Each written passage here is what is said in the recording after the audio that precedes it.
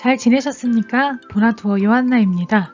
새로 시작하는 대항해 시대의 위대한 여행 편에서는 아름다운 유럽의 보석, 알긴 알지만 그리 잘 알지 못하는 나라, 화려한 스페인에 가려 이 찬란하고 아름다움이 가려졌던 곳, 꼭 자세히 알려드리고 싶은 포르투갈을 소개해드리려고 합니다. 유럽 저 끝, 서쪽 끝에 위치한 나라, 포르투갈은 이베리아 반도 서부에 위치를 하고 있습니다. 포르투갈은 한국에서 가장 이동거리가 먼 유럽이기도 한데요. 정말 서쪽 끝에 위치를 하고 있어요. 포르투갈에서는 동쪽과 북쪽을 스페인 국경과 맞닿고 있고요. 서쪽과 남쪽은 대서양을 맞댄 그런 모양을 하고 있습니다.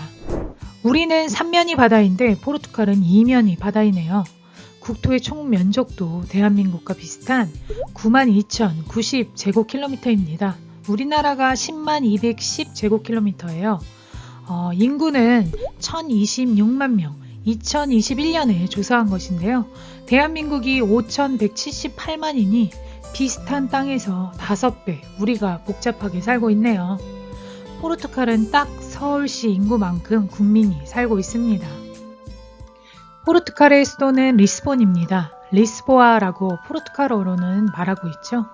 중세 포르투갈 형성의 중심지였던 포르투의 라틴어 포르투스 칼레 명칭에서 유래되어 포르투갈이라고 불리고 있습니다.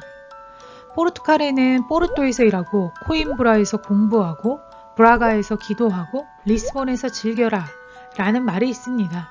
그만큼 도시마다 정말 다른 색을, 다른 분위기를 가지고 있다고 할 수 있어요. 포르투갈에서 가장 잘 알려진 것이 무엇이 있을까 생각을 해봤어요. 아무래도 우리나라에 알려진 것 중 하나는 축구이겠죠. 축구 실력보다는 축구 선수들이 유명해서인 듯한데 에우제비오, 루이스 피구, 크리스티아누스 호날두 이런 선수들의 뛰어남이 포르투갈의 축구를 더욱 유명하게 만든 거겠죠. 또한 포르투갈에서 유명한 것들 중에 하나는 코르크, 와인 등이 있을 것 같습니다. 그리고 전통 음악인 빠두, 전 이렇게 세 가지를 꼽아보는데요. 코르크는 전 세계적으로 약 220만 헥타르 코르크 나무숲이 조성이 되어 있는데 34%가 포르투갈에 27%가 스페인에 있다고 합니다. 연간 코르크의 생산량 중에 약 50%가 포르투갈에서 생산이 된다고 하니 코르크가 유명할 수밖에 없네요.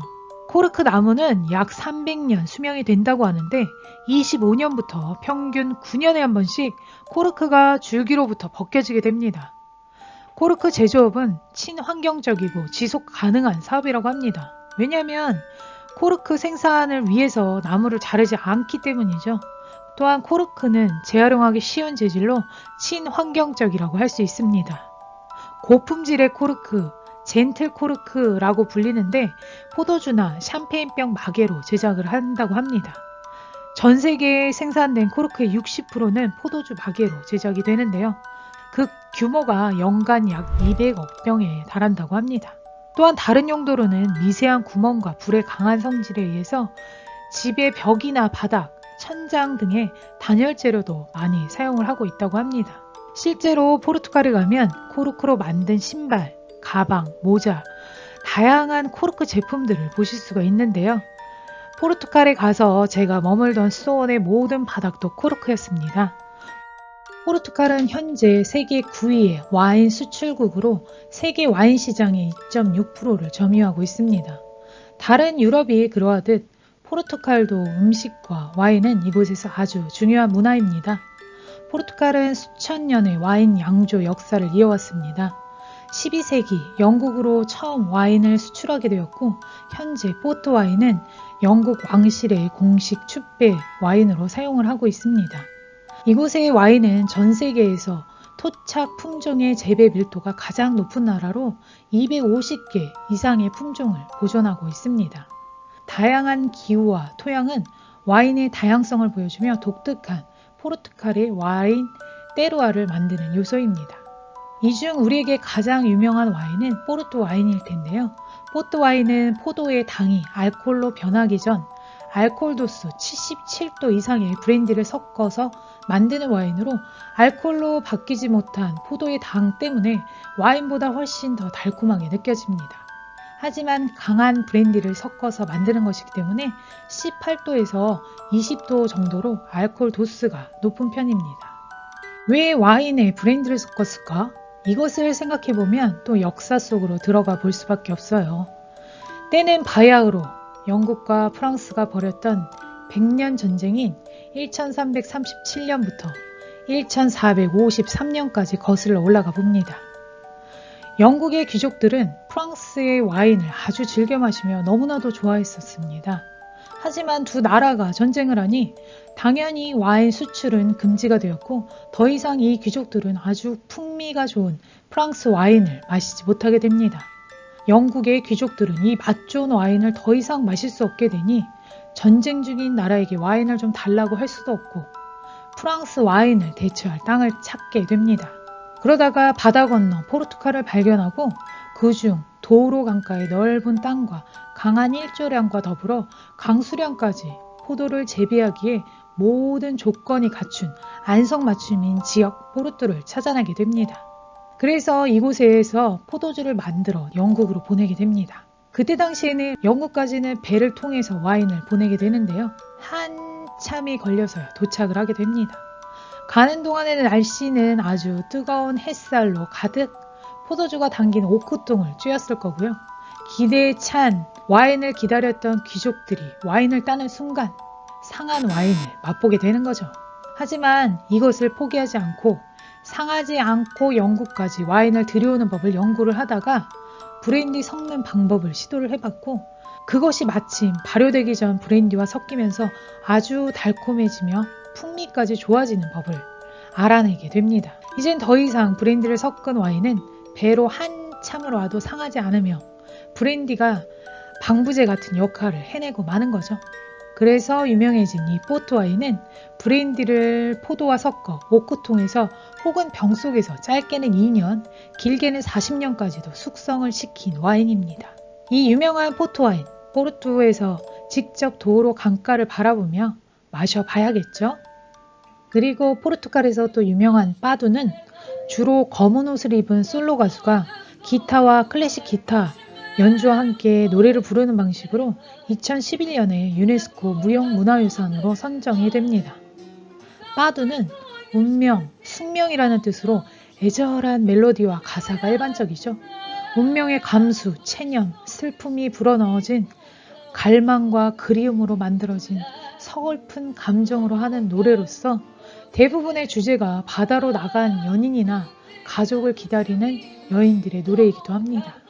돌아올 혹 돌아오지 못한 사람을 위해 슬픔과 기다림을 나타내는 빠두는 정말 듣고 있으면 그 애절함에 나도 함께 동참하는 기분이 드는 음악입니다. 이곳에 가시면 꼭 한번 빠두를 들으러 작은 카페나 바로 가셔야겠죠? 맛 좋은 포르투 와인을 따서 와인과 함께 빠두를 즐기신다면 유명한 세 가지를 마주하고 계시는 거네요. 와인, 코르크, 빠두. 여기에 포르투갈 음식을 조금 더 소개해 볼까 합니다. 포르투갈의 음식은 정말 맛있는데요. 다른 유럽에 비해 음식도 맛있고 가격도 저렴한 편입니다. 또한 바다를 끼고 있는 포르투갈은 해물 요리도 다양한 편이라 고기 요리보다는 해물 요리를 선호하시는 분들께 판타스틱한 나라이기도 합니다. 포르투갈의 음식 몇 가지 정도만 소개해 볼까 합니다. 첫 번째로는 정말 맛있게 먹은 음식 중 해물밥을 꼽을 수 있는데요. 새우, 조개, 문어 등을 넣고 끓인 국물에 밥을 넣어 만든 포르투갈 전통 음식이에요. 우리나라 해물국밥 정도라고 보면 되는데 저 국에 무엇을 넣었느냐에 따라 이름이 좀 달라지게 되는데요. 아귀를 넣은 해물밥도 있고 문어를 넣은 해물밥도 있습니다. 밥과 해물의 조화 그리고 곁들인 화이트 와인의 한 잔. 정말 국물이 끝내줘요. 물론 한국 사람이라 쌀이 들어가서 더 좋을 수도 있지만요. 그리고 두 번째 소개해드릴 만한 음식은 문어 요리입니다. 바다가 가까워서 문어 요리가 많은데요. 문어 요리도 아주 다양합니다. 굽고 튀기고 찌고 숙회로도 먹고요. 그중 가장 맛있는 요리는 감자와 함께 오븐에서 구운 문어 요리입니다. 올리브유와 함께 어우러지는 환상의 부드러움을 겸비한 문어 다리는 정말 사이즈가 어마어마한데요. 다리 한 개로 배가 부를 정도입니다. 환상적인 문어의 맛을 보셔야죠. 꼭 추천드리는 음식이고요. 세 번째로는 포르투갈에서는 많은 사람들이 먹는 대구 음식을 소개합니다. 바칼라오 요리인데요. 포르투갈에서는 가장 유명한 음식이기도 합니다. 소금에 절인 대구로 여러가지 요리를 합니다. 튀기거나 굽거나 찌거나 약 500개 정도의 대구 요리법이 있다고 하는데요. 이 음식은 대항해 시대의 그 먼 항해를 할 수 있게 해준 역사의 주인공 음식이기도 합니다. 어떤 요리를 선택하든 담백한 대구의 짠맛을 느낄 수 있습니다. 그리고 누구나 다 아는 맛, 맛있는 맛, 해물찜 요리입니다. 다양한 신선한 해물을 쪄서 게 내장에 찍어 먹는 이 맛이란 누구나 다 아는 그런 맛입니다. 또 올리브에 볶은 새우 요리 감파스도 있죠. 그 밖에도 정어리 요리, 사르디나, 치즈 샌드위치, 프란세지냐, 한국과 같은 순대 요리도 존재한답니다. 또 매운 음식도 있고 크기가 어마어마한 소고기 스테이크나 닭고기, 그리고 돼지고기, 다양한 요리들이 많이 있습니다. 우리가 또 꼭 먹어봐야 하는 것 중 에그타르트를 빼놓을 수 없겠죠. 이 에그타르트는 포르투갈에서 생겨난 음식인데요. 수녀님들이 수녀복을 빳빳하게 다리기 위해 계란 흰자를 사용했는데 그러다 보니 노른자만 남게 되니 이것으로 음식을 만들게 됩니다. 디저트인 에그타르트를 처음 만들기 시작을 했고 이후 이것이 대중화가 됩니다. 포르투갈의 에그타르트가 단연 맛이 좋은 건 빵을 페이스트리 도우로 사용함으로써 바삭하며 달콤한 식감이 특징입니다. 마카오의 에그타르트가 원조인 줄 아시는 분들이 계시지만 마카오는 포르투갈의 식민지였기 때문에 포르투갈 사람들에 의해 이곳에 전해지게 된 거죠. 이 에그타르트의 에스프레소 한 잔은 사랑입니다. 여러 가지로 시끌벅적한 스페인에 비해서 좀 소박하지만 담백한 곳이 포르투갈이 아닐까 생각이 듭니다. 포르투갈 하면 무엇이 떠오르시나요? 왕년에는 나는 새도 뚝 떨어뜨릴 정도였다고 하는데 해양 무역이 활발했을 시기에는 정말로 잘 나가는 국가였죠. 원래 포르투갈은 백국이라는 나라로 현재 반만한 크기로 첫 나라가 시작이 되었고 스페인에 얹혀서 월세방 사는 정도의 신세였다고 할 수 있습니다. 그리고 현재 수도인 리스본은 포르투갈 백국 당시에는 무어인의 영토였지만 포르투갈이 레콘키스타를 거쳐 남쪽으로 성장을 하면서 오늘날의 국토의 모습을 갖추게 됩니다. 레콘키스타란 약 7세기 반에 거쳐 이베리아 반도 북부의 이 로만 카톨릭 왕국들이 이베리아의 남부를 차지하고 있던 이슬람 국가를 몰아내는 국토 회복 운동이었던 거죠. 스페인과 포르투갈의 국토 회복 운동이었는데 그 유명한 이베리아 반도의 마지막 이슬람 세력을 몰아냈던 곳 그라나다와 이사벨 여왕의 이야기는 한 번쯤 들어보셨을 거예요. 그때 당시 유럽 각국은 침체를 벗어나 새로운 분출구를 찾기 위해 노력을 하고 있었고 이러한 노력에 가장 첫 발을 내딛은 나라는 이베리아 반도의 서쪽 끝에 위치한 조그만 나라 포르투갈이었던 거죠. 당시 유럽을 좌우하던 강국들을 제치고 포르투갈이 대륙 탐험의 선봉에 설 수 있었던 이유는 아무래도 포르투갈의 지리적인 위치 때문이었죠. 스페인, 그 당시 카스틸리아와 평화협정 이후 이베리아 반도의 동쪽, 북쪽 어느 방면으로도 세력을 넓힐 수가 없었던 포르투갈은 다 막혀 있었기 때문에 대륙 탐험을 통해 새로운 곳으로의 영역 확대가 불가피했을 것입니다. 그리고 포르투갈은 토양 조건이 좋지 않습니다. 하여 농업만으로는 살아가기가 어려웠던 탓에 바다의 의지를 많이 하며 사는 곳이기도 했죠. 포르투갈에 가보신 분들은 아시겠지만 흙을 보기가 어려울 정도로 돌이 많은 곳이 포르투갈이기도 합니다. 산에도 온통 돌이 섞인 돌산들, 길도 마찬가지죠. 포르투갈은 대서양의 바다를 면하고 있었기 때문에 해안선을 따라 항구가 잘 발달이 되어 있었습니다. 이미 바다에 대해 많이 알고 있는 포르투갈인들이었던 것입니다. 그렇기 때문에 여러 가지 선박 제조 기술이 발달이 되어 있었습니다. 또한 항해의 기술력도 세계 최고였다고 할 수 있을 정도였으니까요. 포르투갈은 이것을 발전시키기 위해 인종과 종교를 구별하지 않고 항해 지식이 있는 모든 사람들을 적극적으로 등용해서 항해 기술과 발전을 위해 힘쓰게 됩니다. 그 결과로 위도 측정한 정밀 지도가 포르투갈에서 최초로 탄생을 하게 되기도 하죠. 그때 당시 향신료는 유럽에서 아주 필요한 것이었고 소금을 대처해서 고기나 생선의 저장 용도로도 쓰이는 아주 진귀한 가치를 지녔는데 이 향신료는 토양이 척박한 유럽에서는 생산이 되지 않았기 때문에 무역상을 통해 받을 수 있는 아주 필요하고 귀한 물건이었던 거죠. 이슬람이 모든 육로의 무역로를 차지를 하고 있었고 그나마 동양에서 오는 이슬람 무역상들과 거래하는 제노바, 베네치아 등의 상인들에 의해서 유럽으로 수입이 되고 있었지만 독점권을 가지고 있었던 터라 서쪽 끝에 있는 포르투갈은 후추를 구경하기조차 힘들었다고 합니다. 그래서 당시 후추의 가격은 한 알당 얼마를 받았다라는 말을 들었던 기억이 나는 것 같습니다. 이슬람에 의해 봉쇄되어 있는 육상 무역로 대신 바닷길을 통해서 해상 무역 직거래를 꿈꾸며 대륙 탐험 정책을 했던 것입니다. 또한 레콘키스타를 거친 포르투갈인들은 이슬람 세력으로부터 많은 고통을 당한 것을 기억하며 이교도 세력을 약화시키고 그리스도교를 전파하고자 하는 목표를 가지고 이것이 하느님께 받은 자신들의 소명으로 여겼던 거죠. 그리고 이후 이 역사에서 포르투갈은 끊임없는 노력으로 마침내 아프리카 희망봉을 돌아 페르시아를 거쳐 새로운 항로를 개척해 대서양으로 가는 바닷길을 발견하게 되고 모든 향신료의 집산지 인도에 이르는 해상 무역로의 개척에 성공을 하게 되는 거죠. 십자군 실패 이후 포르투갈 성전 기사당의 수장, 항해 왕자였던 엘리케의 신앙심도 또한 모험심도 한몫을 하게 됩니다. 그때 당시 바다 저 너머는 지금의 우주 여행과 같은 미지의 세계, 알 수 없는 곳이지 않았을까 싶습니다. 저 너머 바다는 낭떠러질 것이라고만 생각했던 그 시절.